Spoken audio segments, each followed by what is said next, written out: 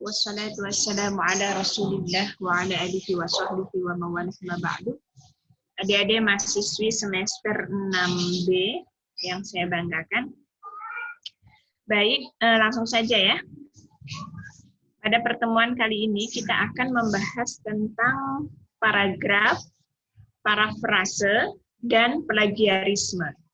Oke, sebelum kita mendiskusikan materi kita pada pagi hari ini, kita terlebih dahulu membaca surah Al-Fatihah dengan harapan semoga apa yang kita pelajari pada pagi hari ini diberikan kemudahan.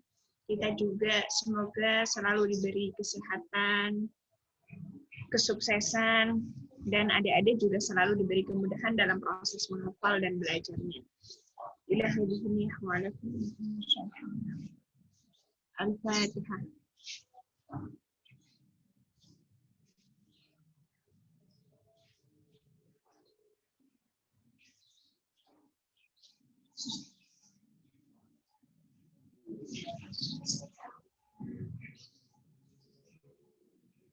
Amin, amin, amin, ya Rabbal Alamin.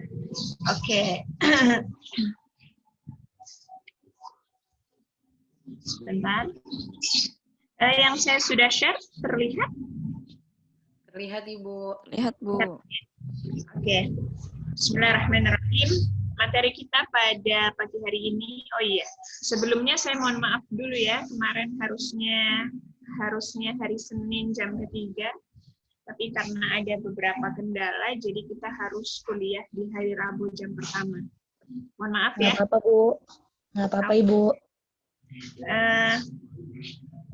Materi kita pada pagi hari ini, yang pertama itu adalah paragraf. Kenapa kita, mata kuliah kita kan metodologi penelitian, kenapa perlu kita mendiskusikan tentang paragraf? Karena memang kalian itu kan membuat proposal, nanti juga menulis bab 1, bab 2, bab 3, sampai bab 5. Itu kan pasti Anda melakukan penulisan dalam bentuk paragraf per paragraf ya. Dan kita masih banyak mendapati tulisan-tulisan mahasiswa itu di dalam membuat paragraf itu tidak sesuai dengan kaedah di dalam membuat paragraf. Meskipun kalian mungkin sudah banyak belajar ya, waktu di SMP, di SMA, maupun juga di perkuliahan semester 1 ada mata kuliah Bahasa Indonesia, tapi di mata kuliah Medlit ini perlu kita mendiskusikan tentang paragraf. Karena itu tadi ya, Mas, kita masih banyak mendapati tulisan-tulisan dalam bentuk skripsi, proposal itu ya,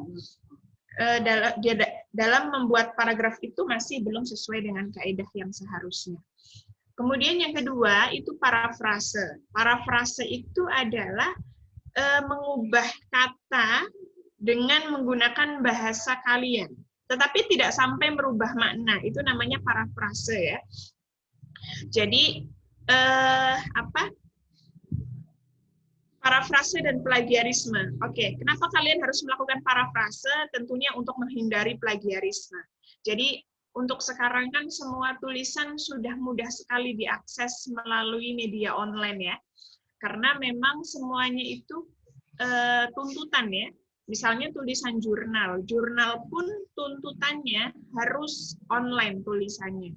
Kemudian skripsi, tesis, disertasi, semuanya juga aturan dari PDDikti ya, itu semuanya harus di-online-kan hasil skripsi, tesis, disertasi. Artinya sekarang itu semuanya sangat mudah sekali diakses dengan online. Makanya untuk menghindari plagiarisme, plagiat ya, maka kalian harus melakukan parafrase. Jadi kalian itu misalnya mendapati rujukan ya, mendapati data di beberapa buku atau jurnal atau disertasi atau tesis, maka kalian tidak boleh copy paste, itu nggak boleh. Tetapi kalian harus melakukan parafrase. Jadi kalian harus merubah kata-kata tersebut. Jadi jangan mengcopy secara mentah-mentah, tetapi kalian harus meramu dulu menggunakan bahasa kalian, tetapi tidak boleh merubah makna. Itu namanya parafrase. Karena untuk menghindari plagiat. Karena ketika kalian hanya copy terus paste dipindahkan ke proposal ataupun skripsi kalian, nanti ketika dimasukkan ke dalam sistem cek plagiasi ya, itu akan terbaca bahwa kalimat ini sangat mirip dengan jurnal ini. Kata ini, kalimat ini mirip dengan disertasi ini dan seterusnya. Maka untuk menghindari itu, kalian harus melakukan parafrase. Maka dalam pertemuan hari ini, gimana sih cara membuat parafrase sehingga kita terhindar dari plagiarisme? Oke, sebentar. Sebentar ya.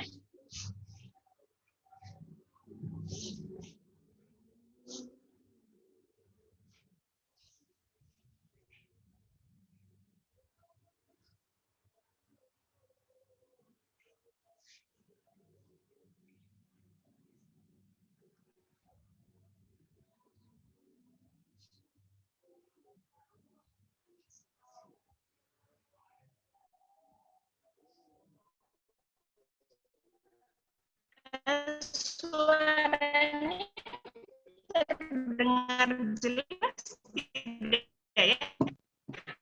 Suaranya putus-putus, Ibu. Cek, suara saya terlihat jelas? Putus-putusnya dari tadi? Enggak, cuma sebentar, Bu. Sudah, Bu. Sudah ya? Oke. Di sini agak sedikit berisik, tapi nggak nyampe ke situ kan ya?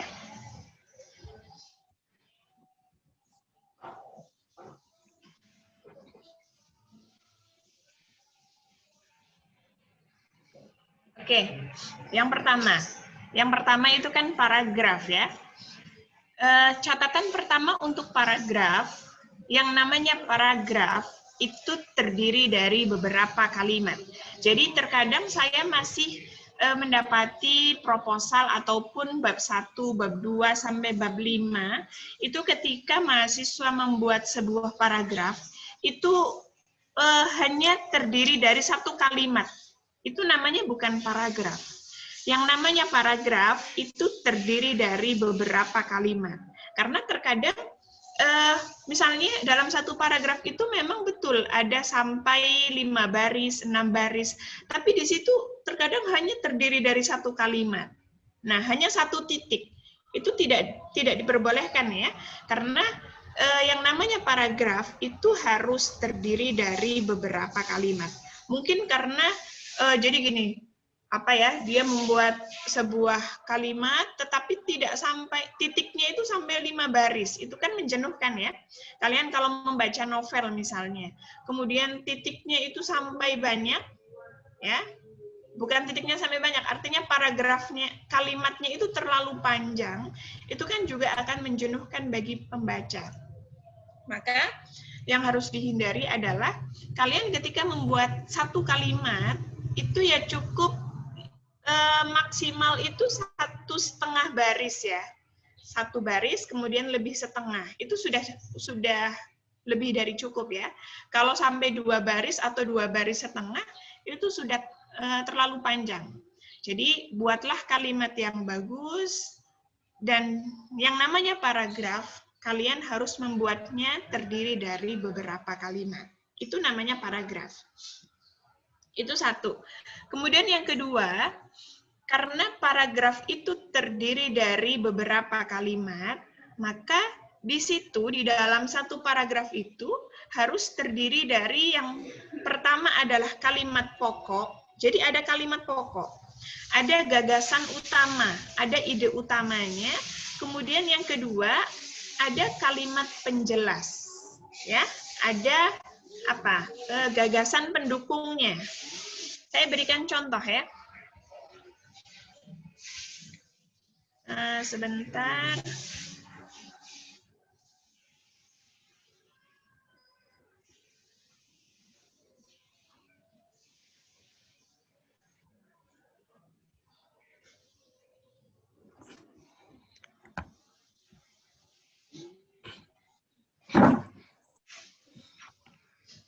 Misalnya ya, ini bab 1, Bab satunya mahasiswa semester 8 yang kebetulan anak bimbingan saya. Coba kalian baca ya.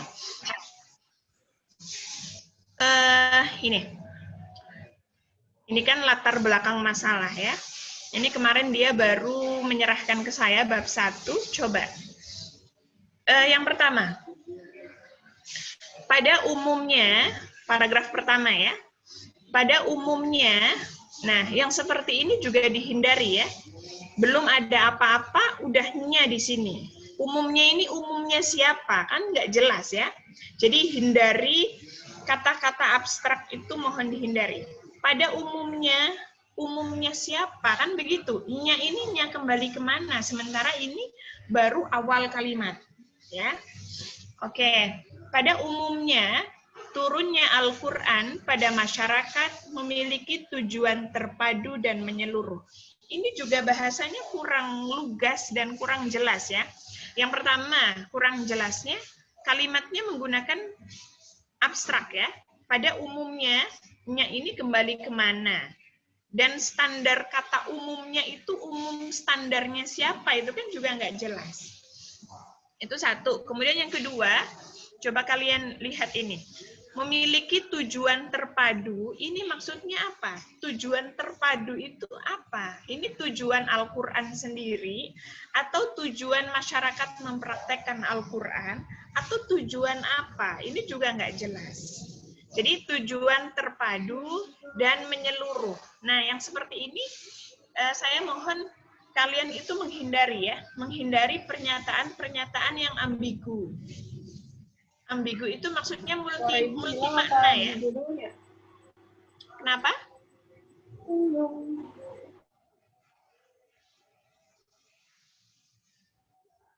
Oke, tadi bukan bertanya ya.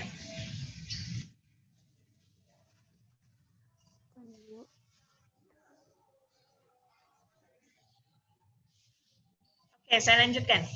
Jadi di dalam membuat kalimat, kalian harus menghindari kata-kata yang ambigu, kata-kata yang abstrak.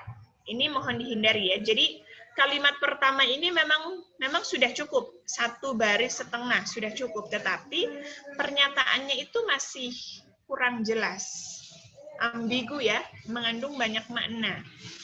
Kemudian kalimat berikutnya, Al-Quran adalah petunjuk dari Allah yang dapat dijadikan sebagai pedoman. Ini kan nggak nyambung, ya. Jadi para kalimat sebelumnya mengatakan turunnya Al-Quran itu memiliki tujuan terpadu dan menyeluruh. Tiba-tiba kalimat berikutnya, Al-Quran adalah petunjuk dari Allah. Kira-kira nyambung nggak?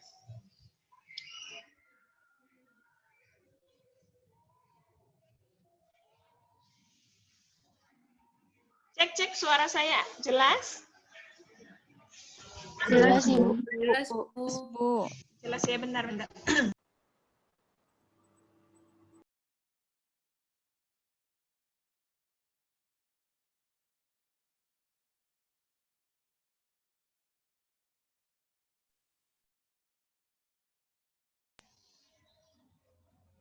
Oke, jadi yang seperti ini itu nggak jelas. Mana kalimat utama, mana kalimat pendukung, itu nggak jelas. Mana yang menjadi gagasan utama, mana yang menjadi gagasan penjelas.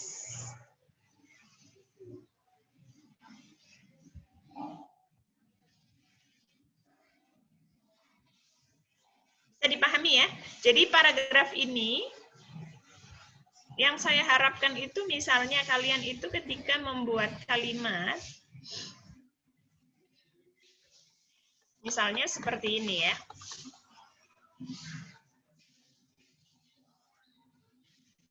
Misalnya seperti ini. Ini tulisan tentang tahfidzul Quran ya.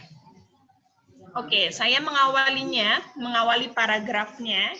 Ini tentang resepsi tahfidzul Quran di kalangan mahasiswi IKI Jakarta. Di sini saya membuat paragraf awal ya, di pendahuluan itu. Dalam proses perekaman wahyu, Al-Quran dijaga dengan 2 metode. metode menghafal dan menulis. Ini kan jelas, tidak ambigu. Pernyataannya juga lugas dan jelas. Tidak seperti yang tadi ya, bahasanya masih ambigu dan juga pernyataannya masih abstrak. Nah, di sini kan jelas bahwa proses perekaman wahyu, karena kita tahu bahwa dulu kan untuk merekam wahyu itu ada sahabat yang menghafal, ada sahabat yang menulis. Jadi proses perekaman wahyu itu dijaga dengan dua metode, yakni metode menghafal dan menulis. Titik. Kemudian kalimat berikutnya, kedua metode ini masih tetap dilakukan hingga saat ini. Ini kan berarti menjelaskan kalimat sebelumnya ya. Ini berarti ini yang awal, kalimat awal ini adalah gagasan utama atau kalimat utama. Sementara kalimat-kalimat berikutnya ini adalah kalimat penjelas, kalimat pendukung. Oke, kalimat yang kedua, kedua metode ini masih tetap dilakukan hingga saat ini. Titik. Al-Quran masih tetap dicetak, bahkan semakin banyak dengan kemajuan teknologi yang semakin canggih. Di sisi lain, Al-Quran juga masih tetap dihafal oleh banyak kalangan muslim di seluruh dunia. Maksud saya begini, jadi kalimat pertama ini adalah gagasan utama, sementara kalimat-kalimat berikutnya ini merupakan gagasan pendukung atau gagasan penjelas yang menjelaskan kepada gagasan utama. Jadi yang namanya paragraf itu terdiri dari beberapa kalimat dan di dalam paragraf itu ada yang kalimat utama atau ide pokok, ada juga sebagai kalimat penjelas atau kalimat pendukung. Dari sini bisa dipahami? Bisa, Bu. Ya, jadi jangan seperti ini. Kalau seperti ini kan tadi pada umumnya turunnya Al-Quran pada masyarakat memiliki tujuan terpadu dan menyeluruh. Bahasanya masih abstrak. Terpadu itu maksudnya gimana? Tujuan ini juga tujuannya siapa? Tujuan Al-Quran itu sendiri atau tujuan masyarakat memberlakukan Al-Quran atau bagaimana? Itu juga masih belum jelas. Kemudian di kalimat berikutnya ujuk-ujuk langsung Al-Quran adalah petunjuk dari Allah. Kan nggak nyambung antara kalimat ini dengan kalimat sebelumnya. Jadi mana yang sebagai gagasan penjelas, mana yang menjadi gagasan utama. Oke, coba kita lihat di paragraf berikutnya. Dalam tafsir fi Dhilalil Quran, pada muqaddimah surah Al-An'am dapat disimpulkan. Nah, di sini ujuk-ujuk langsung dia mengatakan dapat disimpulkan. Padahal belum ada pernyataan sebelumnya, tetapi dia ujuk-ujuk langsung menyampaikan dapat disimpulkan. Ini kan juga nggak nyambung ya. Jadi memang kita itu bingung Bu, membuat kata-kata. Misalnya begitu ya. Sebetulnya memang untuk membuat sebuah kata, atau biar kalian di dalam merangkai kata-kata ya, itu memang perlu jam terbang ya. Artinya ketika kalian banyak membaca, ya, terutama membaca artikel-artikel atau buku, ataupun jurnal, ataupun majalah, ataupun koran-koran ya, itu kalau menggunakan bahasa yang bagus, nanti feeling kita itu lama-lama terasah. Begitu ya. Jadi kalau kalian biasa membaca koran, misalnya koran itu kan juga berita-berita online misalnya, ataupun berita-berita yang bukan online, misalnya koran-koran, itu kan mereka juga menggunakan bahasa yang bagus ya. Bahasanya runtun dan sistematis, juga bahasanya lugas, tidak abstrak ya. Maka ketika kalian biasa membaca tulisan-tulisan yang bagus, maka feeling kalian itu, yaitu tadi, akan terasah dengan baik ya. Jadi kalau kalian membaca tulisan kalian, ini kok ternyata nggak nyambung ya antara kalimat satu dengan kalimat yang lain, antara paragraf satu dengan paragraf yang lain, itu nanti kalian akan mudah tahu ya mana yang cocok, mana yang tidak cocok. Oke, kita kembali lagi ke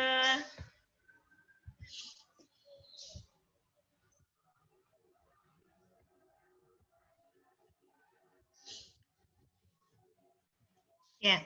Jadi yang namanya paragraf, ya, saya ulangi lagi, yang namanya paragraf itu harus terdiri dari beberapa kalimat, satu. Kemudian yang kedua, kalimat yang ada di dalam paragraf itu harus mengandung ada gagasan utama, ada kalimat pokok, dan ada kalimat penjelas. Kalau yang tadi saya contohkan di tulisan saya itu kan ada kalimat utamanya. Kalimat utamanya apa? Bahwa Al-Quran, proses perekaman Al-Quran itu dengan dua metode, yakni menghafal dan menulis. Ya, berarti itu ide utamanya. Ide penjelasnya apa? Saya jelaskan di situ bahwa kedua metode itu masih terus dilakukan hingga saat ini, baik itu dari aspek menghafal maupun dengan cara ditulis dan lain sebagainya ya, apalagi dengan perkembangan teknologi yang semakin canggih dan seterusnya. Itu berarti namanya gagasan penjelas, menjelaskan gagasan utama. Oke, catatan yang ketiga adalah di antara ciri-ciri paragraf ilmiah itu mengandung satu kesatuan gagasan.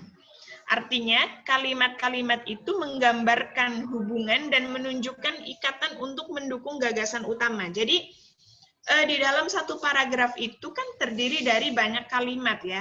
Nah, antar kalimat ini harus saling menjadi satu kesatuan gagasan. Jadi, jangan kalimat pertama ngomong apa, kalimat kedua ngomong apa. Jadi, akhirnya nggak nyambung antar kalimat. Dan itu harus dihindari ya. Jadi, seperti yang saya contohkan tadi, itu harus apa? Antara kalimat satu dengan kalimat yang lain itu menjadi satu kesatuan gagasan. Yang gagasan penjelas, kalimat penjelas itu menjelaskan kepada gagasan utama sehingga menjadi satu kesatuan. Kalau yang miliknya mahasiswa bimbingan saya tadi kan itu seperti ada loncatan berpikir ya. Kalimat pertama ngomongin bahwa pada umumnya Al-Qur'an pada masyarakat apa tadi ya? Memiliki tujuan terpadu. Itu kan kalimatnya nggak jelas juga. Setelah itu kalimat berikutnya Al-Qur'an merupakan Al-Qur'an berfungsi sebagai petunjuk. Nah, itu kan nggak nyambung antara kalimat satu dengan kalimat sebelumnya. Nah, itu mohon dihindari. Jadi yang namanya paragraf antara satu kalimat dengan kalimat yang lain itu harus menjadi satu kesatuan gagasan yang utuh. Yang penjelas menjelaskan kepada gagasan utama. Oke, kemudian catatan yang ketiga untuk paragraf, jenis paragraf itu ada deduktif, ada induktif, ada campuran, dan juga ada deskriptif. Jadi tergantung kalian ketika membuat paragraf boleh. Gagasan utamanya di awal kalimat. Ya, di awal paragraf itu boleh. Kalian kalau gagasan utamanya saya letakkan di akhir, boleh-boleh saja. Itu namanya induktif ya. Kalau gagasan utamanya atau kalimat utamanya ada di akhir paragraf itu namanya induktif. Kalau di awal paragraf itu namanya deduktif. Ya, kalau campuran itu mungkin ada di awal, ada di akhir. Itu namanya campuran ya. Kemudian deskriptif. Jadi pada prinsipnya di dalam satu paragraf itu harus ada gagasan utama, ada gagasan penjelas, ada kalimat pokok atau kalimat utama, ada kalimat pendukung. Dan itu menjadi satu kesatuan gagasan yang utuh. Harus nyambung antara kalimat satu dengan kalimat yang lain. Itu namanya paragraf. Oke, saya lanjutkan ya. Nanti pertanyaannya di akhir saja ya. Itu namanya paragraf ya. Kemudian yang kedua itu parafrase. Tetapi sebelum masuk parafrase, di sini saya memberikan pengantar dulu ya, bahwa memang ketika kalian menulis proposal ataupun skripsi ya, mulai dari bab 1 sampai bab 5, itu kan memang ada aturan kalian itu harus merujuk ke beberapa buku, jurnal, kitab, dan lain-lain ya. Kalian harus merujuk, tidak boleh mengarang bebas ya, tidak boleh. Kalian harus merujuk. Nah, di dalam kaidah-kaidah, aturan-aturan kalian merujuk, itu memang ada apa ya? Ada aturannya cukup banyak ya. Oke, tetapi di sini saya di dalam proses kalian mengutip dari beberapa buku, jurnal, majalah, ataupun artikel-artikel yang lain, itu sebetulnya ada 3 bentuk ya. Bentuk yang pertama itu adalah kutipan langsung. Kutipan langsung. Kutipan langsung ini berarti Anda memang mengutip tanpa merubah kata. Itu namanya kutipan langsung. Tetapi tidak bisa semuanya kalian lakukan kutipan langsung, itu nggak bisa. Jadi memang sesuatu yang kalian harus melakukan kutipan langsung. Misalnya apa? Kalian mengutip Undang-Undang Dasar Negara Republik Indonesia, misalnya ya. Itu kan kalian harus persis bunyinya bagaimana, pasalnya bagaimana, itu namanya kutipan langsung.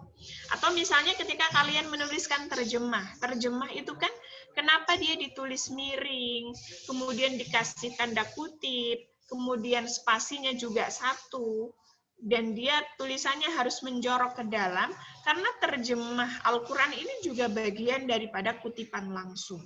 Ya, jadi kutipan langsung itu tidak semua kalian lakukan kutipan langsung, tetapi ada hal-hal yang membuat kalian itu harus melakukan kutipan langsung. Misalnya, kalian menggunakan pendekatan semantik, misalnya ya. Pendekatan semantik itu kan menganalisa kata. Menganalisa kata ya. Makanya kalian itu harus mengutip kata mufasir itu secara langsung, karena yang mau dianalisa itu katanya. Maka di situ boleh kalian melakukan kutipan langsung. Misalnya tafsir Al-Ibris misalnya ya. Di sini saya memberikan contohnya tafsir Al-Ibris karena misalnya tafsir di luar Jawa itu kan saya nggak paham bahasanya ya, tetapi nggak apa-apa. Jadi misalnya tafsir Al-Ibris, karya Bisri Mustafa ya. Tafsir Al-Ibris ini kan banyak memasukkan unsur kata-kata budaya Jawa ya. Misalnya, karena di dalam budaya Jawa itu ada strata ya. Artinya di dalam berkomunikasi itu ada unggah-ungguhnya, ada stratanya. Jadi kalau ngomong dengan orang sesama, itu yang menggunakan bahasa apa? Kalau di dalam bahasa Jawa namanya bahasa ngoko, artinya bahasa kasar lah ya. Itu sesama, misalnya kalian sesama teman, itu menggunakan bahasa ngoko. Tetapi kalau berbicara dengan orang di atasnya, itu menggunakan bahasa halus ya. Atau kalau di dalam bahasa Jawa namanya bahasa kromo, jadi menggunakan bahasa halus begitu ya. Nah di situ di dalam kitab tafsir Al-Ibris, budaya Jawa itu sangat kental masuk di dalam kitab tafsir tersebut. Artinya apa?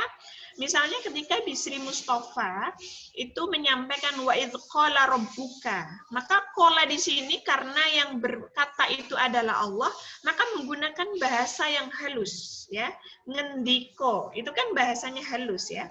Berbeda ketika yang mengatakan itu adalah iblis, maka maka Bisri Mustafa ini menggunakan bahasa yang kasar, ngucap ya.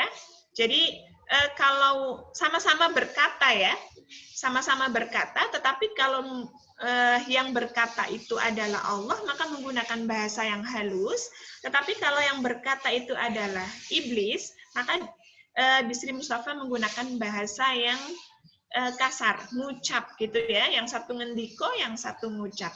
Nah, ketika kalian ingin melakukan analisa kata, analisa semantik gitu ya, analisa semantik dari penafsiran Bisri Mustafa, berarti kan kalian harus menampilkan apa adanya, apa yang disampaikan oleh Bisri Mustafa, ngendiko ya, atau ngucap atau apapun itu kalimatnya itu kan harus dikutip secara langsung, karena untuk memberikan informasi kepada pembaca bahwa Bisri Mustafa itu menafsirkan seperti ini loh, itu ya, begitu ya. Jadi memang tidak semua harus kalian lakukan kutipan langsung, tetapi ada hal-hal yang harus kalian lakukan untuk kutipan langsung, seperti Undang-Undang Dasar Negara, kemudian seperti tarjamah Al-Quran. Kan kita tidak cukup mampu menerjemahkan Al-Quran sendiri ya. Kalian merujuk beberapa terjemah dari tafsir Kemenak misalnya, ataupun bukan tafsir Kemenak, Al-Quran Kemenak ya. ataupun terjemah-terjemah yang lain. Artinya di situ dilakukan kutipan langsung. Oke, untuk secara detailnya, bagaimana cara menulis kutipan langsung itu nanti ada di pedoman penulisan skripsi ya, yang kemarin saya share. Sebetulnya itu tinggal sedikit yang harus direvisi ya, berhubungan dengan cara menuliskan ini ya, menggunakan Turobian style ataupun style-style yang lain, hanya itu sebetulnya. Tetapi selebihnya sebetulnya sudah tidak perlu direvisi ya. Oke, di dalam kutipan langsung itu catatan yang pertama, pengutipan itu dilakukan dengan kata per kata. Jadi memang tidak merubah kata sama sekali, itu namanya kutipan langsung. Kemudian yang kedua, yang dikutip itu tidak terlalu panjang. Jadi jangan satu halaman itu isinya kutipan langsung, itu juga tidak baik ya. Jadi yang dikutip itu hanya sedikit saja. Sesuatu yang harus kalian lakukan secara kutipan langsung. Selebihnya ya menggunakan bahasa-bahasa kalian. Begitu ya. Jadi yang dilakukan kutipan langsung itu tidak boleh terlalu panjang. Jadi pendek saja, 4 baris, 5 baris, atau 3 baris, atau 2 baris ya. Kemudian yang ketiga, ditulis dengan tanda kutip. Jadi memang sebelum menulis kutipan langsung itu harus dikasih tanda kutip. Kemudian juga ditulisnya menjorok ke dalam. Jadi misalnya paragraf biasanya itu lurusnya di sini. Maka ketika menulis kutipan langsung ya harus menjorok lebih ke dalam ya. Untuk membedakan mana kutipan langsung, mana yang tidak kutipan langsung. Kemudian ketika kalian melakukan kutipan langsung, kalian harus menyebutkan sumber aslinya. Jadi kalian mengambil dari mana? Mengambil dari tafsir Al-Ibris kah, atau tafsir Kemenak kah, ataupun mengambil, kalau undang-undang ya undang-undang dasar. Jadi disebutkan sumber aslinya ya, disebutkan referensinya. Itu kutipan langsung. Kemudian bentuk mengutip yang kedua itu dengan cara melakukan parafrase. Parafrase itu apa? Mengubah kalimat penulis dengan kata-kata kalian sendiri. Itu namanya parafrase. Yang tadi saya sampaikan ya. Jadi di dalam satu paragraf, misalnya kalian mendapati mendapati data yang mendukung penelitian kalian, maka kalian tidak boleh copy terus paste, itu nggak boleh. Karena apa? Nanti dikhawatirkan ketika kalian mau daftar sidang atau kalian mau mengajukan proposal, itu ketika kita cek di sistem, ya, ketika cek di sistem, karena kan kita by system ya, kita masukkan ke dalam sistem file kalian itu, maka di situ akan terbaca ya, dalam hitungan detik itu terbaca bahwa kalimat ini, paragraf ini, itu dia langsung ngeblok. Ini mirip dengan tulisan ini, mirip dengan jurnal ini, mirip dengan tesis ini, mirip dengan skripsi ini, dan lain sebagainya. Kok bisa sistem itu membaca? Karena sekarang tulisan itu semuanya sudah online. Jadi ya sistem pun akan mudah membaca. Ini mirip dengan tulisan yang mana. Maka yang harus kalian lakukan, kalian harus mengubah kalimat itu dengan kata-kata kalian sendiri. Ya. Tetapi ketika kalian merubah kata, itu jangan sampai merubah maknanya. Jadi maksudnya masih sama, tetapi bahasanya sudah dipoles menjadi bahasa Anda. Begitu ya, itu namanya parafrase. Untuk menghindari temuan plagiasi, temuan kemiripan dengan tulisan-tulisan yang lain. Itu makanya kalian harus melakukan parafrase. Jadi sebetulnya aturan cek plagiasi itu sebetulnya baru tahun ini ya kalau di IKI Jakarta ya. Tapi kalau di kampus-kampus lain sebetulnya sudah menerapkan ya. Di IKI Jakarta baru tahun ini. Nah, sebetulnya aturannya itu di IKI Jakarta di SK-nya ya. itu cek plagiasi itu 3 kali. Ya, yang pertama cek plagiasi yang pertama itu ketika Anda mengajukan proposal. Jadi nanti ketika kalian mata kuliah seminar proposal, ya, nanti semester 7 kan kalian ada mata kuliah seminar proposal. Maka proposal yang masuk ke prodi itu kita akan cek Turnitin, ya, cek plagiasi. Seberapa besar prosentasi plagiasi proposal kalian itu kita akan cek. Ketika melebihi batas, maka kita akan menolak tulisan itu. Meskipun gagasannya baru, tetapi karena banyak tingkat plagiasinya tinggi, maka kita akan tolak. Kalian harus melakukan parafrase supaya tidak terlalu tinggi temuan plagiasinya, ya. Jadi yang pertama adalah ketika kalian mengajukan proposal. Kemudian yang kedua, ketika kalian mau sidang skripsi, itu kita minta file dari bab 1 sampai bab 5. Kita akan cek dulu, kalau secara keseluruhan, ya, itu tidak boleh melebihi 35%. Jadi maksimal itu 35%. Kalau melebihi dari 35% tingkat plagiasinya, maka kita akan tolak dan kalian harus merevisi lagi supaya terhindar dari temuan plagiasi. Itu ya. Jadi yang kedua adalah ketika kalian mau sidang. Kemudian yang ketiga, ketika kalian sudah merevisi. Jadi setelah kalian sidang, itu kan pastinya ada banyak catatan dari para penguji, ya. Setelah itu kan Anda harus merevisi. Nah, ketika setelah merevisi, sebelum masuk ke perpustakaan IKI Jakarta, maka kalian harus cek lagi plagiasi. Seberapa tingginya tingkat plagiasi tulisan kalian. Itu SK-nya seperti itu, ya. Tetapi karena ini masih tahun awal, yang semester 8 ini, maka yang baru diberlakukan itu adalah cek plagiasinya ketika mau sidang, ya. Ketika mau sidang sama ketika mau masuk ke perpustakaan IKI Jakarta, skripsi kalian itu. Jadi ketika proposal belum ada cek plagiasi. Nah, dikhawatirkan karena tahun ini kan masih adaptasi, ya. Adaptasi dengan aturan baru. Dikhawatirkan nanti di tahun kalian, ketika kalian nanti semester 7, masuk ke semester 8, cek plagiasi itu sudah mulai dari awal. Proposal itu kita sudah melakukan cek plagiasi. Nah, makanya kalian perlu melakukan parafrase untuk menghindari temuan plagiasi, ya. Temuan mirip dengan jurnal ini, temuan mirip dengan skripsi, tesis, disertasi, ataupun yang lain.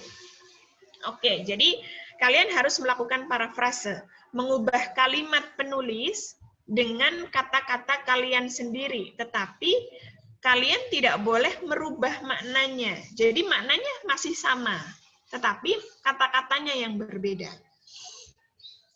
Oke, yang ketiga, catatan yang ketiga untuk parafrase, kalian tetap harus menyebutkan sumber aslinya. Jadi, loh, tapi kan ini kata-kata saya sendiri, apakah perlu menyebutkan sumber aslinya? Iya, perlu. Karena apa? Karena ide utamanya itu kan berasal dari penulis, bukan dari kalian. Jadi kalian itu hanya merubah kata saja. Sementara gagasannya, idenya itu kan mengambil dari penulis. Jadi misalnya kalian melakukan parafrase tulisannya Pak Ahsin misalnya, ya.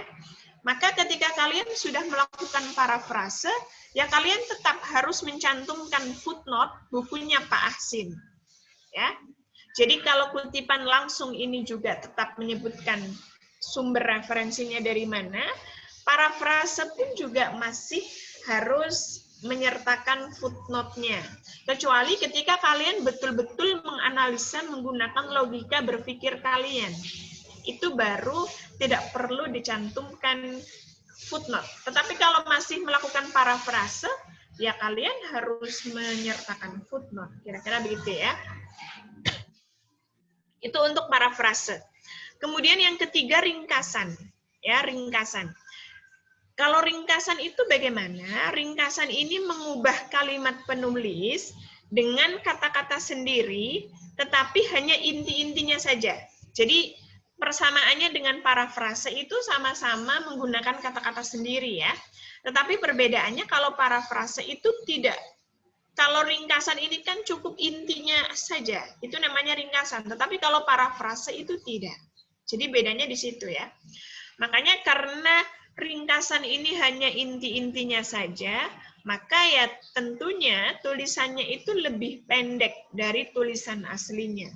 Nah, ringkasan ini juga tetap harus menyebutkan sumber aslinya. Jadi, meskipun menggunakan kata-kata sendiri, meskipun sudah diringkas lebih sedikit dari kalimat awalnya, tulisan aslinya, maka tetap dia harus menyertakan footnote di dalam tulisan tersebut. Itu ya, jadi ada aturan mana yang harus kalian lakukan kutipan langsung, mana yang harus kalian parafrasekan. Jadi jangan semuanya kutipan langsung, itu juga tidak boleh. Karena kutipan langsung itu tidak boleh panjang-panjang. Itu kutipan langsung ya. Selain itu juga dalam proses mengutip, kalian itu tidak boleh dalam satu halaman itu diambil dari satu buku, itu nggak boleh. Jadi maksimal itu 2 paragraf. Jadi paragraf yang ketiga kalian harus mengambil buku yang lain. Kalau kalian dalam satu halaman itu diambil dari satu buku, itu nanti ya apa beda? Anda hanya memindahkan buku satu ke buku Anda, kan begitu ya? Maka kalian harus memberikan selingan ya. Memberikan selingan, misalnya paragraf 1, 2 itu diambil dari buku yang sama. Dan Anda harus melakukan parafrase tentunya ya. Kemudian paragraf yang ketiga, Anda mengambil dari buku yang lain. Nggak boleh mengambil buku yang sama. Baru nanti di paragraf keempat, Anda mengambil buku yang sama dengan paragraf 1 dan 2, monggo-monggo saja. Artinya, Anda tidak boleh full satu halaman itu, satu buku itu nggak boleh. Karena itu bagian daripada plagiasi. Kenapa bagian dari plagiasi? Anda ini mengambil gagasan tulisan orang hanya dipindahkan ke tulisan kalian. Itu kan berarti seperti apa? Ya itu bagian dari plagiasi. Meskipun Anda mencantumkan footnote. Begitu ya, karena Anda hanya memindahkan. Sementara kalian menulis itu menganalisa, bukan memindahkan. Oke, lanjut. Gimana sih cara membuat parafrase gitu ya? Oke. Langkah yang pertama, ketika kalian ingin melakukan parafrase, itu pilih pernyataan yang ingin diparafrasekan dulu. Jadi kalian tentukan dulu mana yang mau diparafrasekan.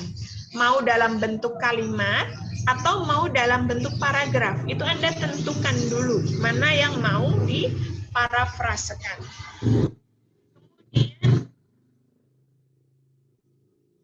Kemudian langkah yang kedua, ya langkah yang kedua itu sebentar. Kemudian langkah yang kedua, sebelum Anda melakukan parafrase, itu Anda harus mengidentifikasi dulu. Diidentifikasi mana kalimat utama, mana kalimat penjelas di dalam paragraf tersebut. Jadi kan akhirnya Anda paham, oh ini apa ide pokoknya, ini gagasan pentingnya itu yang ini. Sementara yang lain itu adalah gagasan penjelas. Nah, ketika Anda sudah memahami betul mana yang kalimat utama, mana yang kalimat penjelas, maka nanti ketika Anda melakukan parafrase itu mudah menggunakan bahasa kalian. Sebetulnya kan melakukan parafrase itu kalian itu sudah biasa ya, dengan melalui lisan, bukan tulisan. Misalnya, Lia Nur Alia Ajiza itu cerita ke Fatma Mutiah, misalnya ya. Cerita bahwa bla bla bla bla bla bla. Cerita kepada Fatma Mutiah. Nah, setelah itu Fatma Mutiah kan bisa saja cerita kepada Ines misalnya ya. Cerita ke Ines, menceritakan apa yang diceritakan oleh Lia Nurlia Ajiza. Tetapi kan bisa jadi cerita yang diceritakan oleh Lia Nur Alia Ajiza itu kan tidak sama. Jadi Lia Nurlia Ajiza cerita ke Fatma Mutiah, kemudian Fatma Mutiah itu menceritakan juga kepada Ines. Nah, apa yang diceritakan oleh Fatimah itu kan kalimatnya sudah tidak sama dengan Lia Nurlia Ajiza. Tetapi intinya sama. Itu kan berarti sebetulnya sudah melakukan parafrase. Tetapi parafrasenya masih secara lisan. Nah, kalian ini karena tugas akhirnya membuat sebuah karya ilmiah, membuat tulisan, maka yang harus kalian lakukan itu melakukan parafrase secara tulisan. Jadi, Anda harus memahami dulu mana ide utamanya, mana ide penjelasnya. Nah, setelah kalian memahami betul, baru kalian rubah ya, kalian poles menggunakan bahasa kalian sendiri. Begitu ya? Oke, nah setelah Anda melakukan identifikasi, kemudian Anda rubah kata-kata itu dengan kata-kata sendiri. Jadi mudah ya. Misalnya di buku awal, kitab suci, bisa saja kan kamu rubah menjadi Al-Quran misalnya. Nah yang seperti itu kan artinya tidak mirip ya, tidak mirip secara utuh dengan sumber aslinya. Karena ketika kalian hanya copy kemudian paste, nanti ketika cek plagiasi akan ada temuan, langsung ngeblok ya, langsung terblok itu warnanya merah bahwa kalimat ini mirip dengan tulisan ini. Itu langsung secara otomatis seperti itu. Nah, itu harus dihindari. Jadi setelah kalian melakukan identifikasi, baru kemudian rubah menggunakan kata-kata kalian sendiri. Baru kemudian langkah yang keempat, setelah kalian melakukan parafrase, pastikan bahwa yang kalian rubah ini memang tidak merubah makna. Karena tidak boleh merubah makna. Karena terkadang ketika kita menguji ya, ataupun saya juga pernah menyaksikan ujian tesis teman ya, waktu itu ya. Itu penguji bahkan sampai mengatakan begini, ini betul menurut misalnya ya, dia perspektif Quraisy Shihab misalnya ya, maka penguji itu menyampaikan apakah betul Quraisy Shihab menyampaikan seperti itu. Ini menurut Quraisy Shihab atau menurut Anda, menurut pemahaman Anda. Nah ini bisa jadi ketika dalam proses parafrase itu dia sampai merubah makna sehingga penguji itu mengatakan ini menurut Quraisy Shihab atau menurut Anda, karena sepertinya Quraisy Shihab itu tidak mengatakan seperti itu. Nah ini yang dikhawatirkan, parafrase itu tidak boleh merubah makna ya. Jadi yang dirubah itu hanya kata-katanya sendiri, kata-kata saja, tidak merubah makna. Begitu ya.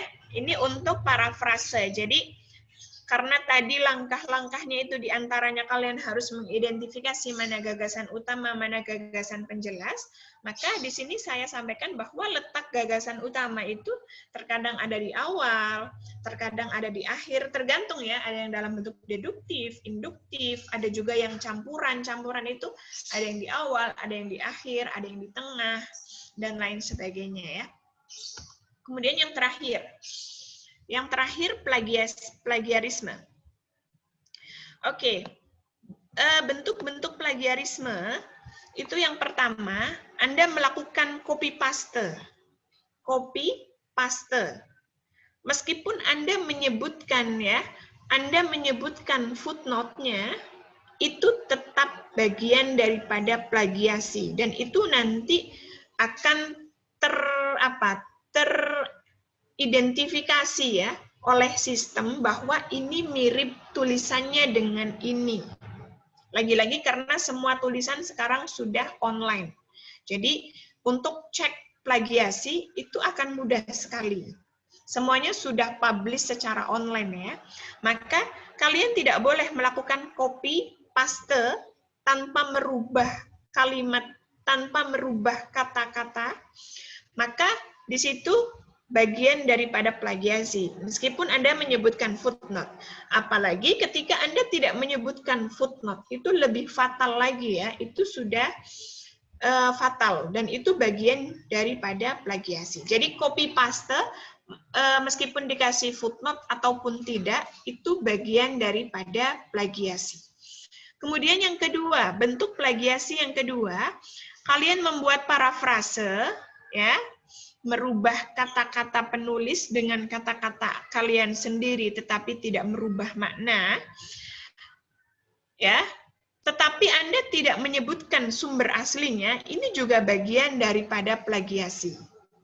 Jadi kalian meskipun sudah melakukan parafrase, tetap harus menyertakan sumber aslinya. Karena ketika kalian tidak menyebutkan sumber aslinya, itu masuk dalam kategori plagiasi. Kemudian yang ketiga, apabila karya sendiri, jadi bentuk plagiasi yang ketiga misalnya ketika kalian sudah punya tulisan, kalian sudah pernah menulis, yang tulisan itu dipublish di online ya. Misalnya kalian menulis di blog, ya, di blog. Kemudian ketika kalian menulis di jurnal, blog ini kan juga terbaca oleh, ya karena blog ini kan online ya. Kemudian kalian menulis skripsi misalnya. Kemudian kalian ingin mengutip tulisan Anda sendiri di blog, itu juga tetap harus menyertakan footnote. Karena apa? Meskipun tulisan sendiri, tapi kan tulisan Anda itu sudah terpublish. Ya, maka kalian harus tetap menyertakan rujukan. Meskipun tulisan sendiri. Ya, jadi kalian mau mengambil dari blog, mau mengambil dari berita-berita online, kemudian mengambil dari jurnal, artikel, majalah, buku, disertasi, tesis, skripsi, itu semuanya harus kalian lakukan parafrase, merubah kata-kata itu dengan kata-kata kalian sendiri, karena ketika tidak Anda rubah, maka akan teridentifikasi ya bahwa tulisan kalian ini mirip dengan blog ini, mirip dengan berita ini. Jadi memang harus ada merubah kata ya, melakukan parafrase. Oke, kenapa sih plagiasi ini sangat dihindari ya? Plagiasi ini sangat dihindari karena itu bagian daripada kita tidak menghargai gagasan atau ide atau pendapat orang lain ya. Maka di dalam dunia akademisi itu memang plagiasi ini sangat dihindari ya. Bahkan sanksinya pun tidak main-main ya. Misalnya nih, ada mahasiswa lulus tahun ini, kemudian di tahun berikutnya baru ketahuan bahwa tulisan itu mirip atau plagiat dengan tulisan skripsi UIN Malang misalnya, ataupun kampus-kampus yang lain, maka sanksinya bisa jadi gelarnya itu kita cabut. Jadi sanksi akademik ya, itu bahaya sekali.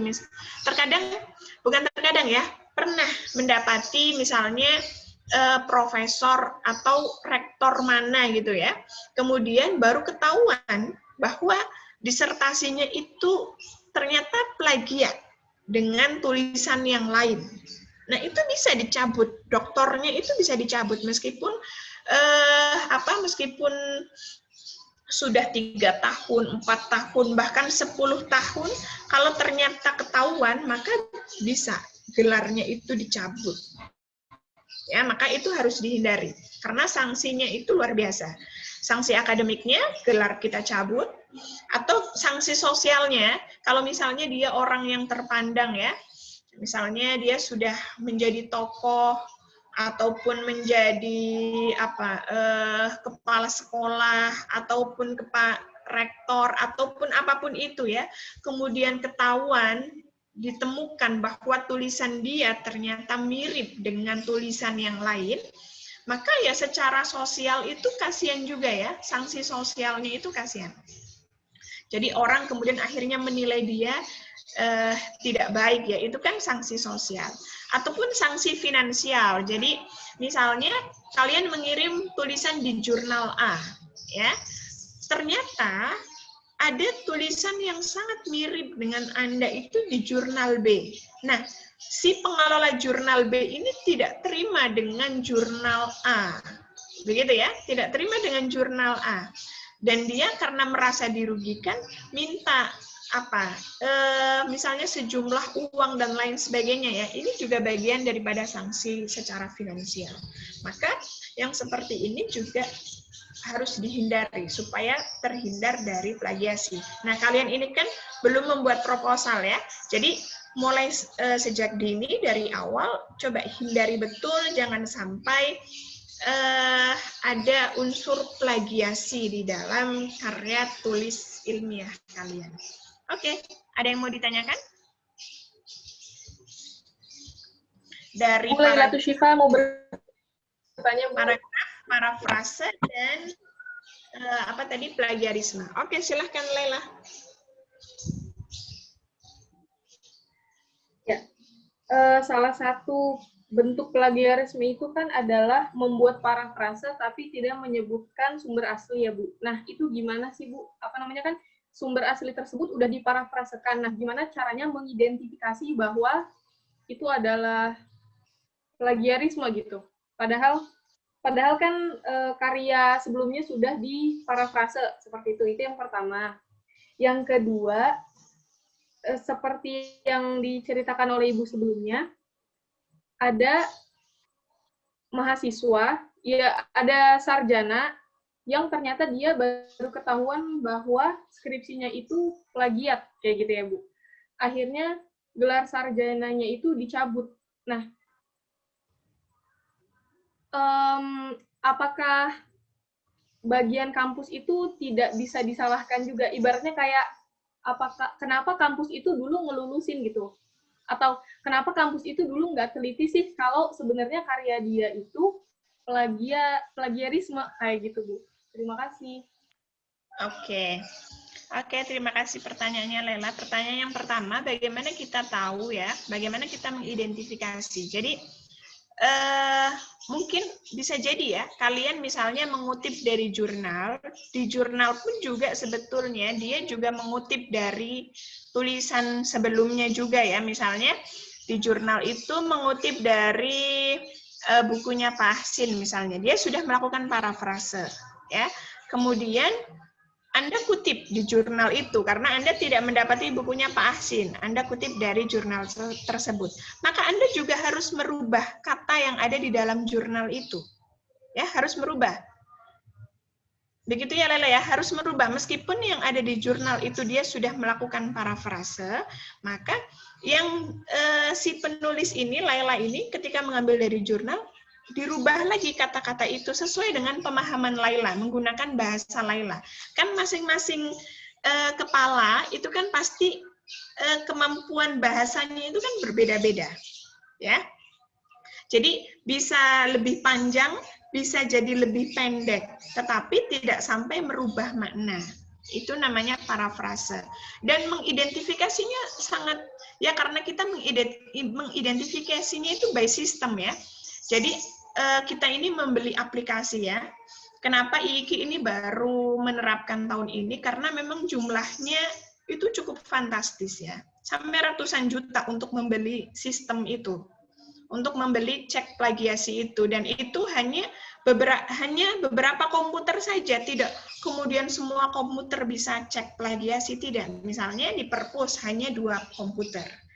Ya, itu harganya cukup fantastis, apalagi kalau di tingkat kampus-kampus yang besar ya, itu harganya bisa MM-an untuk membeli cek plagiasi itu saja.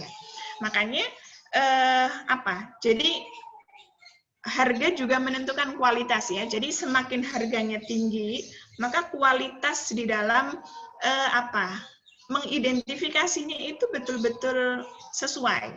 Terkadang sekarang itu ada ya orang-orang yang menjual dengan harga-harga yang murah sebetulnya untuk cek plagiasi ya. Misalnya ada juga yang menjual 1 bulan itu harganya 70.000. Ada juga ya. Jadi untuk cek artikel, tetapi artikel itu tidak boleh melebihi sekian halaman. Dan ceknya itu sehari hanya bisa 1. Berbeda ketika harganya ada juga yang 300.000 itu juga nanti dia lebih lagi, yang dicek itu bisa halamannya lebih dari sekian. Dan ngeceknya itu dalam sehari boleh 2 kali. Dan lain sebagainya ya. Ada orang-orang yang menjual seperti itu karena sebetulnya sih bisa jadi Anda tidak menemukan ya untuk harga 70.000 atau 300.000 ya. Tetapi ketika menggunakan sistem yang harganya ratusan juta, ya bisa terdeteksi. Jadi begitu ya, harga memang menunjukkan kualitas. Tetapi kalian boleh-boleh saja sebelum mengajukan proposal atau mengajukan sebelum sidang, saya mau cek dulu deh, saya takut banget nanti pas cek ternyata 37% misalnya ya, karena kan maksimal itu 35%. Kalau 36% saja, maka kita kembalikan. Kenapa kita kok terlalu ketat begitu? Karena kan tulisan kalian nanti dibaca semua orang. Ya, karena lagi-lagi skripsi sekarang, tesis, disertasi semuanya sudah berbasis online ya.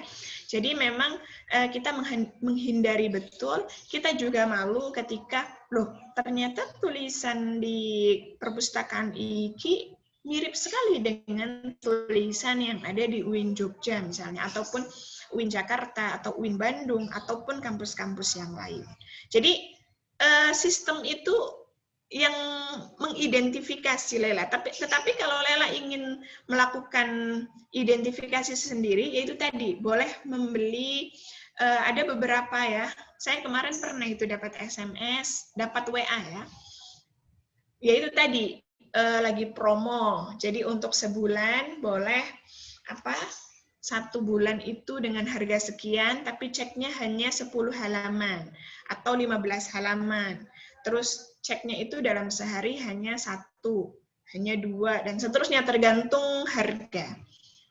Itu cukup membantu juga sebelum diserahkan kepada pihak perguruan tinggi. Itu boleh-boleh saja. Itu untuk cek plagiasi ya. Jadi memang kita harus menghindari karena sekarang pun ketika kita menyerahkan tulisan ke jurnal, di jurnal pun nanti ada cek plagiasi. Nanti akan dikembalikan, ini tingkat plagiasinya sekian, nggak boleh. Atau harus kamu revisi dulu dan lain sebagainya. Jadi memang sudah menjadi keharusan dimanapun pasti diminta untuk cek plagiasi. Misalnya kalian ingin ikut lomba, ya lomba karya tulis ilmiah itu, kalau memang kepanitiaannya punya fasilitas yang cukup ya, itu juga ada cek plagiasi. Kemudian yang kedua, apakah pihak kampus itu tidak disalahkan? Oke. Pihak kampus ini kan juga orang ini kan juga pastinya tidak ada terjadi kesalahan ya. Makanya ketika dalam proses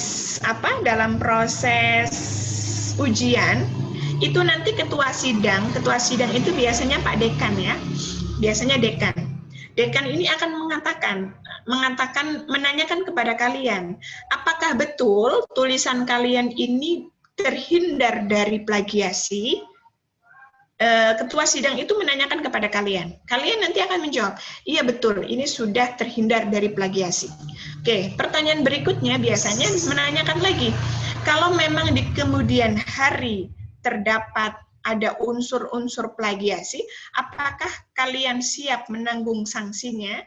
Nah, di situ kalian harus menjawab, iya, saya siap menanggung sanksinya. Nah, nanti ketika 10 tahun kemudian atau 5 tahun kemudian ternyata tulisan itu teridentifikasi mirip dengan tulisan skripsi misalnya, ya nanti itu tadi bisa gelarnya dicabut ya. Misalnya yang punya tulisan itu nggak terima. Kalau tidak sampai nggak terima, misalnya kita kampus kan ya itu tadi ya, kita pengetahuannya kan tidak cukup banyak ya untuk melihat secara keseluruhan, itu kan tidak. Ya itu tadi karena terbantu oleh sistem saja ya. Tetapi kalau ternyata ada skripsi lain yang kemudian dia itu tidak terima, yang kemudian akhirnya menggunakan jalur hukum misalnya, tidak terima dan menyampaikan kepada kampus IIKI misalnya, ya itu tadi bisa jadi dicabut gelar akademiknya. Begitu ya Laila ya.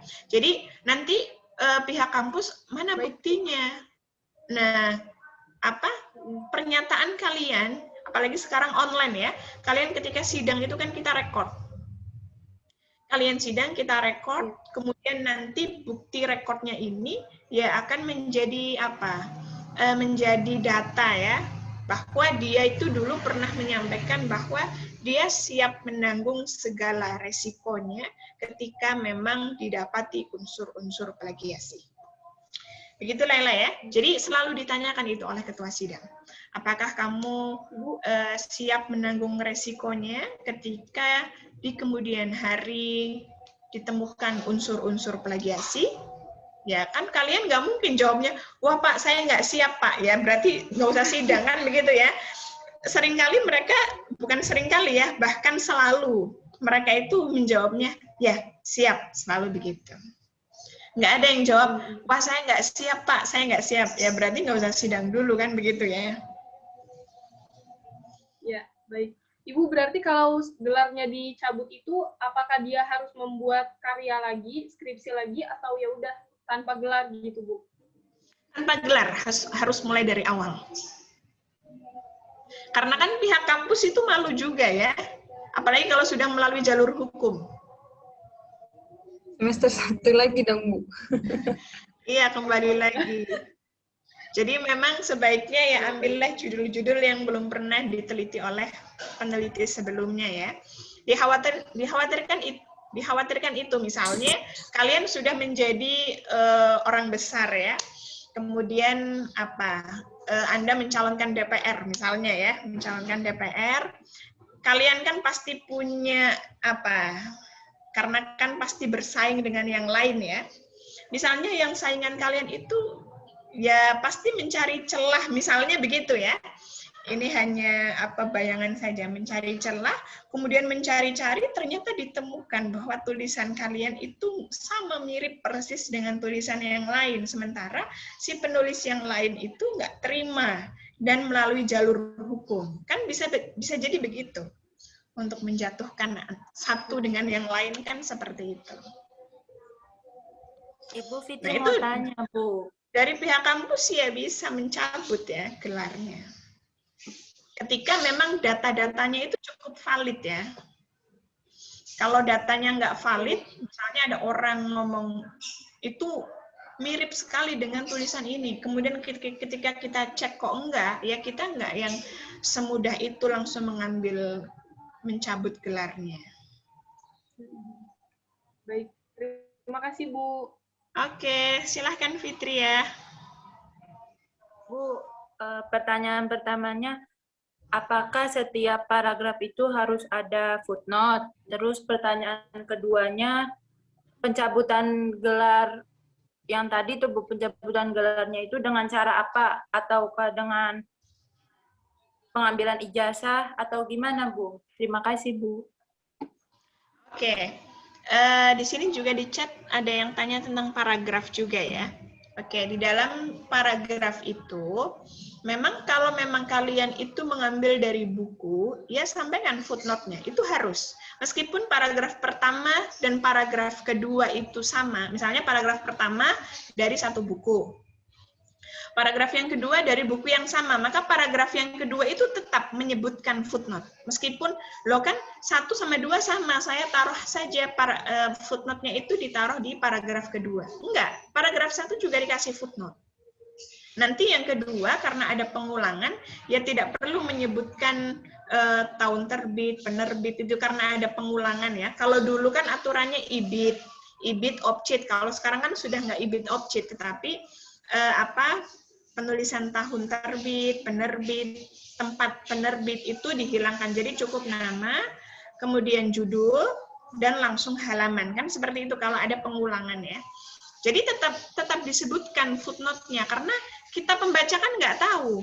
Ketika kalian misalnya paragraf 1, paragraf kedua diambil dari buku yang sama, kemudian Fitri hanya meletakkan footnote itu di paragraf yang kedua, paragraf pertamanya enggak, kan kita pembaca nggak tahu. Bisa jadi kita berasumsi paragraf yang pertama bahasanya Fitriah sendiri, kan bisa jadi begitu. Maka ya setiap paragraf itu dikasih footnote, kecuali memang Fitriah itu betul-betul paragraf itu analisa sendiri.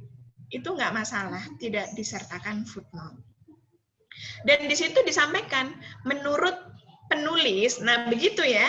Jadi nggak ujuk-ujuk nggak ada pernyataan menurut penulis, tetapi Anda sampaikan itu analisa saya sendiri, Bu. Nah, kita kan nggak tahu kalau itu analisa Anda kan gitu. Jadi kalau memang itu hasil analisa Anda ya ada pengantarnya kalau itu asumsi penulis atau kesimpulan penulis atau seperti apa itu harus disampaikan. Oke, sementara paragraf ini harus berapa baris? Paragraf itu tidak boleh terlalu panjang ya. Kadang kan ada yang sampai 15 baris, 20 baris, itu nggak bagus. Kalian kalau membaca buku barisnya terlalu panjang, itu kan udah jenuh sendiri ya, udah malas baca. Pesannya itu udah, aduh saya juga udah orangnya nggak suka baca, pas buka buku begitu amat, akhirnya kan ditutup ya. Nah itu dihindari, karena kan kalian menulis itu dalam rangka untuk dibaca. Maka yaitu tadi, di dalam membuat paragraf ya maksimal 6 sampai 7 baris, yaitu sudah terlalu panjang. Kalau sampai 10, 15, 20 itu sudah kepanjangan. Kalian juga kalau menghafal yang surah Al-Baqarah terpanjang itu kan pusing juga kan melihatnya. Begitu. Kalau terlalu panjang itu kan nggak bagus. Tetapi bukan kemudian kalau Al-Quran ayatnya panjang nggak bagus, bukan ya. Ini lagi berbicara paragraf. Al-Quran itu kan bukan paragraf ya. Jadi begitu. Kemudian tadi Fitriah pertanyaan yang kedua tadi apa ya? Saya lupa. Yang tentang mencabut gelar, Bu. Dengan cara cara mencabut gelarnya bagaimana ya? Sebetulnya selama ini sih di IKI Jakarta belum pernah ya, alhamdulillah, semoga sih sampai nanti tidak pernah ada yang masalah-masalah pencabutan gelar ya.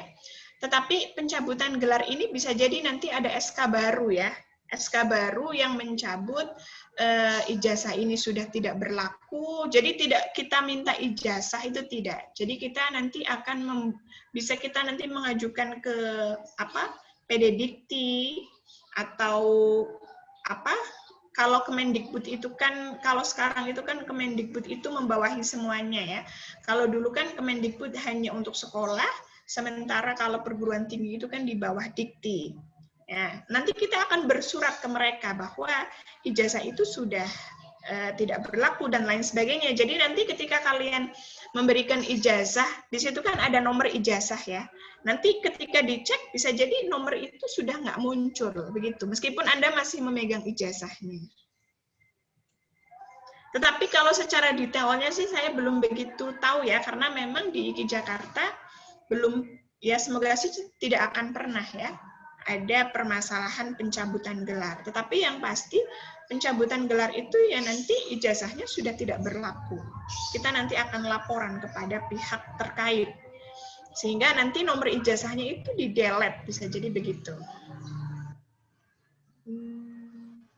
Itu ngaruh sama nanti, karir kita nggak sih, Bu? Misal sebetulnya ngaruh sama karir kita nggak, Bu?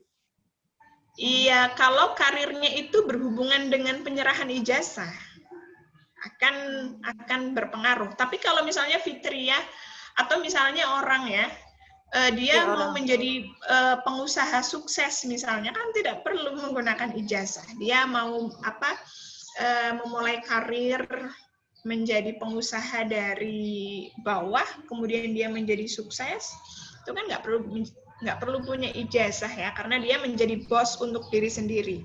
Nah yang seperti itu nggak perlu ijazah. Kadang ada juga dia jurusannya IAT, tapi saya kerjanya nggak nyambung sama IAT. Misalnya dia menjadi pengusaha sukses, kan berarti ijazahnya nggak kepake. Bisa ada juga yang seperti itu.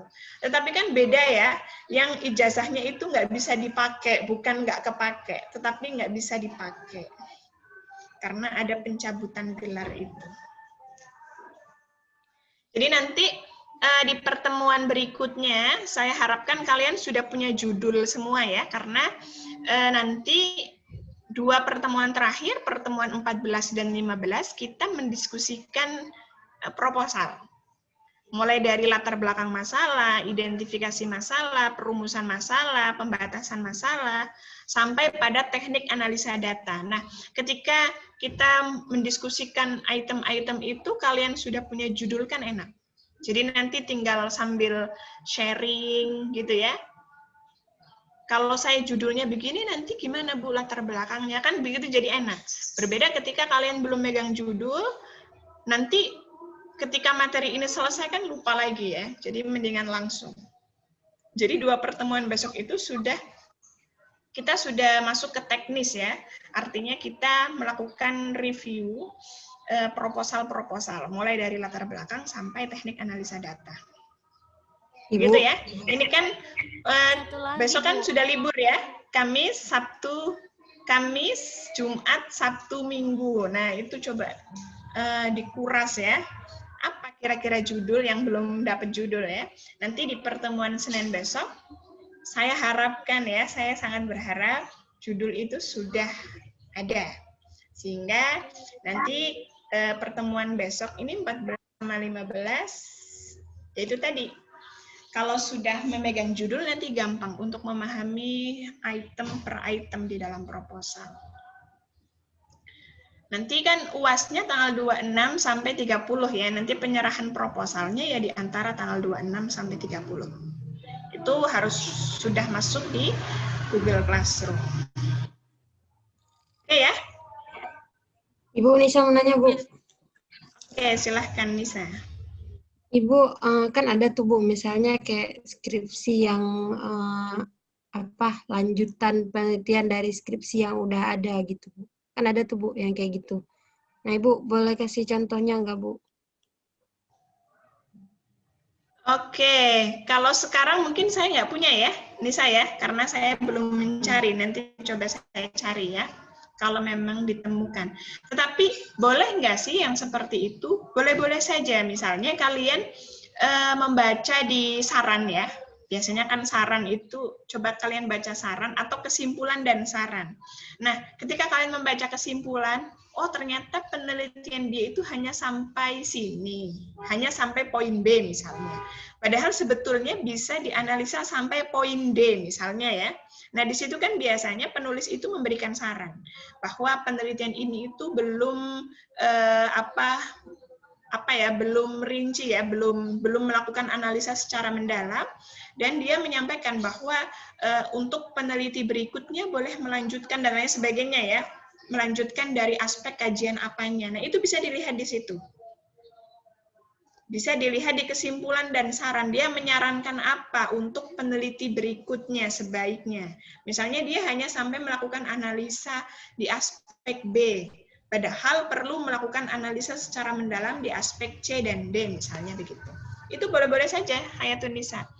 Jadi boleh kalian itu melanjutkan penelitian sebelumnya, karena dianggap penelitian sebelumnya itu belum selesai, belum final. Atau kalian mengkritik penelitian sebelumnya, itu juga boleh-boleh saja. Misalnya penelitian sebelumnya itu menyimpulkan atau mendapatkan data temuannya itu A sama B. Nah, Anda nggak terima. Anda merasa analisa dia itu tidak tepat, sehingga Anda ingin melakukan kritik terhadap data itu juga boleh-boleh saja. Jadi kritik terhadap penelitian orang lain itu boleh.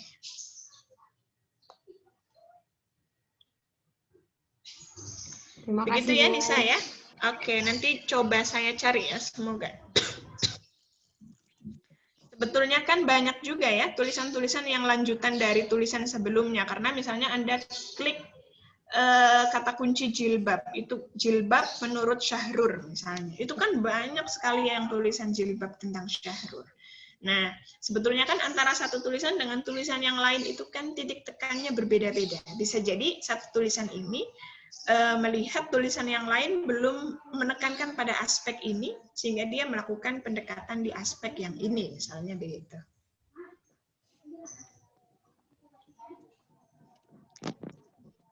Ada Ibu lagi? izin tanya, Bu.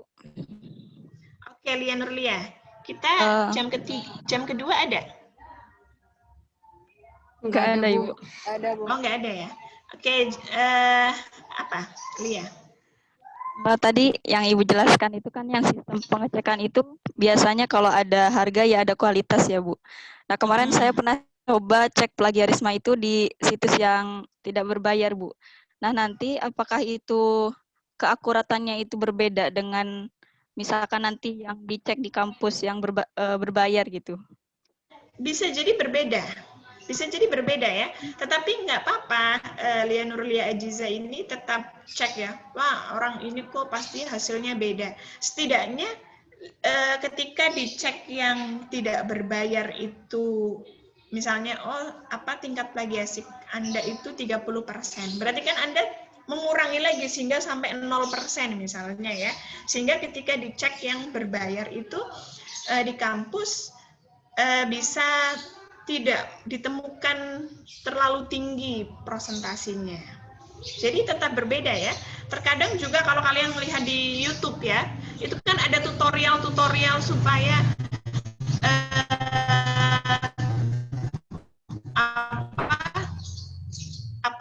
gimana caranya supaya tulisan itu ketika masuk ke sistem itu tidak terdeteksi kalau itu plagiasi. Itu kan banyak tutorial di YouTube itu. Nah, makanya kenapa pihak kampus itu cek plagiasi itu tidak kita serahkan kepada kalian, kan bisa saja kampus itu syaratnya Anda menyertakan dokumen bebas plagiasi, kan bisa saja seperti itu ya. Artinya kampus tidak punya sistem sendiri, kan bisa saja seperti itu karena harganya cukup fantastis kan begitu ya. Bisa saja seperti itu, tetapi kampus tidak. Kampus-kampus itu tidak seperti itu, dia harus punya sistem sendiri, punya aplikasi sendiri, karena dikhawatirkan itu kalau kita serahkan kepada mahasiswa untuk dokumen bebas dari plagiasi itu mahasiswa yang melakukan, ya khawatirnya itu tadi mengikuti tutorial-tutorial ya, mengikuti tutorial-tutorial di YouTube yang kemudian akhirnya nanti tidak teridentifikasi tidak teridentifikasi kalau itu plagiasi, atau bisa jadi dia menggunakan yang tidak berbayar atau yang tadi itu harga menunjukkan kualitas ya, maka tetap saja kita harus dari pihak kampus harus punya sistem sendiri untuk cek plagiasi. Tetapi nggak masalah, jangan kemudian kita langsung pesimis ya, orang apa beda kok hasilnya. Tetapi setidaknya kalian itu sudah melakukan langkah pencegahan ya. Kalau kalian sama sekali tidak melakukan cek, nanti akan kaget ketika pas dicek di kampus. Ternyata tingkat plagiasinya 40%, kan cukup shock juga. Tetapi kalau misalnya kalian melakukan langkah pencegahannya dengan coba deh saya cek dulu, oh ternyata tingkat plagiasinya ada 30%. Meskipun nanti kalau masuk di kampus 40% bisa jadi begitu ya, tetapi kan kalian bisa kemudian meminimalisir lagi dari 30% itu. Sehingga pas masuk di kampus tidak melebihi 35%. Gitu ya? Ya, Bu. Iya. Terima kasih, Bu. Oke, sama-sama. Mungkin cukup dulu ya, karena ini sudah, dan saya juga harus melanjutkan di kelas berikutnya. Oke, mungkin nanti kalau ada pertanyaan bisa di-share di grup, nanti kita diskusikan di pertemuan berikutnya. Apakah dari awal sampai akhir kita harus parafrase, dan apakah dosen pembimbing akan sedetail itu mengoreksi paragraf? Oke, satu lagi ya. Kalau dosen pembimbing itu tidak sedetail itu, kalau itu bagian dari parafrase atau tidak. Tetapi khawatirnya ketika Anda mau daftar sidang, yang cek itu sistem.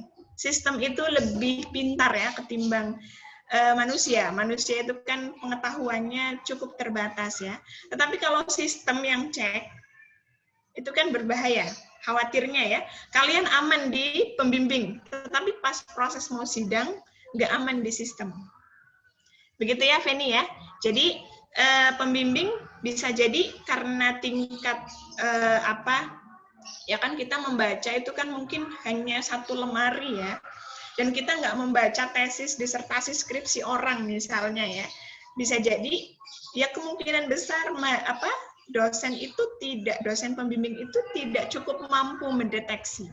Tetapi karena sekarang sistem, kenapa sih di Indonesia itu sekarang semuanya harus online? Sebetulnya ngikutin luar negeri ya.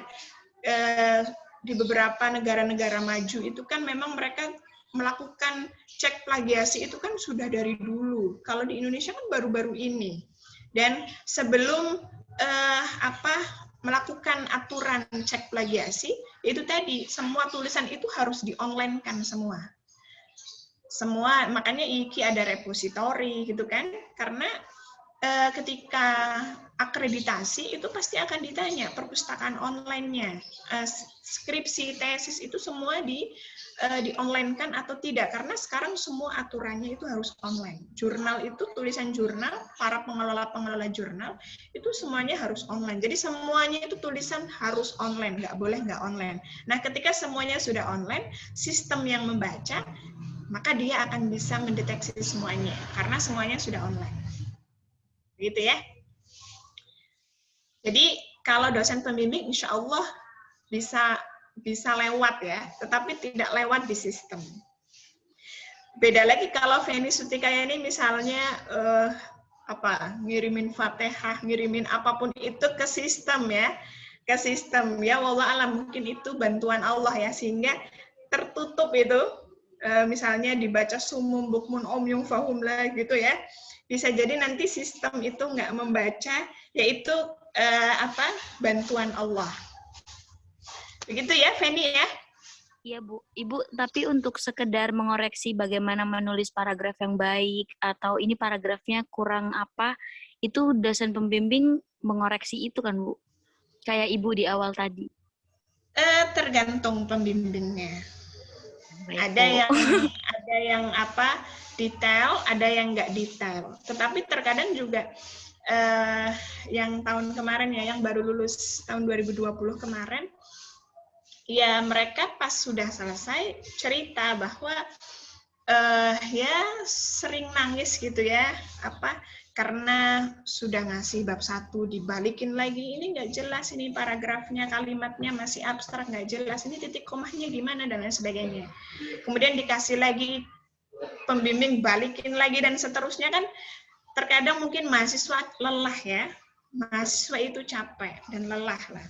Yang kemudian akhirnya dia mungkin ya nangis darah ya, tetapi nanti di akhirnya itu, terkadang juga mahasiswa itu juga membanding-bandingkan ya dengan pembimbing yang lain. Sayang mah pembimbingnya ini ribet banget. Saya dari dulu bab 1 mulu misalnya begitu ya.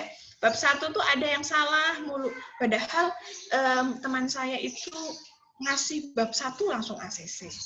Ngasih bab 2 langsung ACC. Ada juga pembimbing yang seperti itu ya. Tetapi kan nanti hasilnya berbeda ya di akhir ya. Ketika kalian ini kan proses menulis itu kan memang proses betul-betul di drill ya untuk bagaimana bisa menulis. Nah, ketika dosen pembimbingnya itu terlalu rewel ya, nanti juga kalian akan dapat banyak ilmu. Berbeda ketika dosen pembimbingnya itu nggak rewel, memang kalian berjalannya mulus ya, ngeslem gitu ya, mulus, tetapi itu tadi, yang kalian dapatkan itu tidak banyak. Ya, sesuai dengan jerih payah, kan seperti itu ya. Kalau terlalu, dia mah enak, perasaan saya itu udah rajin banget, setiap 2 minggu saya kasih, tetapi teman saya santai, dia udah sampai bab 4, saya hanya baru sampai bab 3. Nah, yang seperti itu juga ada yang saling membandingkan begitu ya. Jadi tergantung pembimbingnya ya, Feni ya. Ada yang detail, ada yang nggak detail. Tetapi yang detail itu ya yang namanya rewel ya. Yang namanya rewel itu pasti, yaitu tadi, mungkin berkali-kali proses bimbingan. Begitu ya. Oke. Mungkin kita cukupkan dulu. Nanti kalau misalnya ada lagi yang mau ditanyakan di grup saja. Kurang lebihnya saya mohon maaf yang sebesar-besarnya. Saya tunggu ya, nanti di minggu depan kalian harus memegang judul masing-masing. Oke ya? Sepakat ya? Senyum-senyum, nggak ada yang jawab sepakat. Oke deh. Oke. Tadi sudah ditutup ya. Assalamualaikum warahmatullahi wabarakatuh. Waalaikumsalam warahmatullahi wabarakatuh. Terima kasih Bu, sehat selalu Bu. Oke, sama-sama. Kalian juga semoga sehat selalu. Amin. Saya izin live ya. Baik, Bu. Deg-degan.